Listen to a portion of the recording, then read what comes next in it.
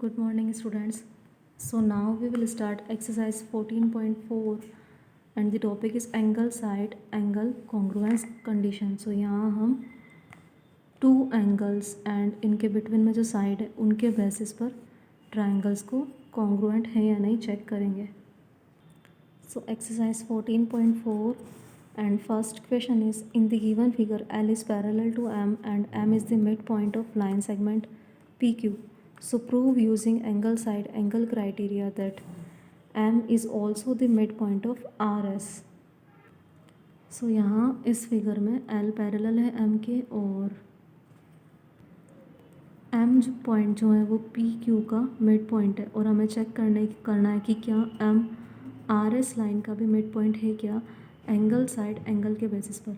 सो M point RS line पर means line तो हमारी RS ही होगी एंड एंगल इन्हीं पर जो बन रहे हैं like angle R and angle S. So angle side और एंगल के बेसिस पर हमें बताना है कि क्या M इसका मिड पॉइंट होगा. सो इस तरह से करेंगे. Here L is parallel to M and PQ and RS are two transversal. ये दोनों ट्रांसवर्सल लाइन्स है बिटवीन दी पैरेलल लाइन्स के बिटवीन में. Now PQ and RS intersect at point M. So now in triangle PMR and triangle SMQ इनमें हम check करेंगे इनको angle side angle के बेसिस पर हमें कॉन्ग्रुएंट बताना है. So angle P equals to angle Q होगा and angle R equals to angle S because ये यहाँ Z फॉर्म हो रहा है और Z जब फॉर्म होता है तो इस तरह से ये अल्टरनेट इंटीरियर एंगल होते हैं. सो इसीलिए angle P equals to angle Q and angle R equals to angle S alternate interior angle. Now angles तो हो गए. अब इनके बिटवीन में जो कॉमन साइड है वो है PR and SQ. So PR and SQ is equals to SQ. Now triangle PMR is congruent to triangle SMQ angle side angle के बेसिस पर. अब ट्राइंगल्स ये दोनों कॉन्ग्रुएंट हो गए हैं हमारे. ट्राइंगल को हमें कॉन्ग्रुएंट बताना था सॉरी यहाँ इसको नहीं चेक करना है. सो नाउ ट्राइंगल्स कॉन्ग्रुएंट हैं अभी RM equals to RS because triangle congruent है तो इनकी जो साइड्स है RM और MS वो भी इक्वल होगी. सो साइड्स इक्वल हैं तो देन ये M जो है ये इनका मिड पॉइंट ही है. Then question number 4 is are the following pairs of triangles congruent. Give reason. So triangle DEF and triangle PQR angle D equals to 60 degree angle Q equals to 60 degree angle F 80 is corresponding to angle R 80 degree. Then angle side angle. So DF 5 centimeter and QP 5 centimeter. So angle side angle के basis पर ये दोनों triangle congruent हैं.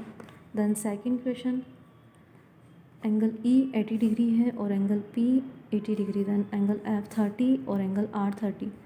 Then इनके बीच में common side का measurement हमें नहीं गिवन है. सो नाउ 5 सेंटीमीटर यहाँ गिवन है. सिमिलरली यहाँ भी नहीं गिवन है और 5 सेंटीमीटर ये है. सो अब हम क्या करेंगे थर्ड एंगल को भी फाइंड आउट करेंगे. सो ये 80 है एंड ये 30 है और एंगल का सम 180 डिग्री होता है. सो 80 + 30 110. सो 180 में से 110 को माइनस कर देंगे और ये हो जाएगा 70 डिग्री. सो 70 डिग्री है एंगल D और एंगल Q भी 70 ही होगा. नाउ एंगल साइड एंगल और एंगल साइड एंगल. सो इसके बेसिस पर दोनों ट्राइंगल्स कॉन्ग्रुएंट हो जाएंगे. Now question number 5 is in triangle ABC angle B equals to angle C and BL and CM. BL and CM bisect angle B and angle C respectively. Prove that BL equals to CM. So इस तरह से start करेंगे इसको. In triangle ABC angle B equals to angle C and in triangle BMC and triangle CLB. So angle M equals to angle L angle B equals to angle C because ये and angle B equals to angle C and BM equals to CL because this is isosceles triangle, ये isosceles triangle हो जाएंगे, to base angle equal हैं इनके.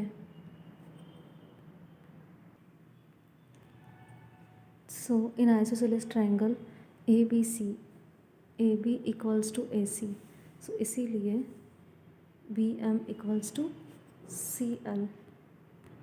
So now angle side और angle के basis पर, angle side और angle के बेसिस पर हमें ये क्लियर हो गया है कि triangle BMC is congruent to triangle CLB और दोनों ट्राइंगल कॉन्ग्रुएंट हैं. सो जो हमें प्रूव करना है कि क्या BL और CM इक्वल हैं क्या. सो BL और CM जो साइड्स हैं मीडियन है वो, तो वो भी इक्वल ही होंगे करस्पॉन्डिंग साइड्स.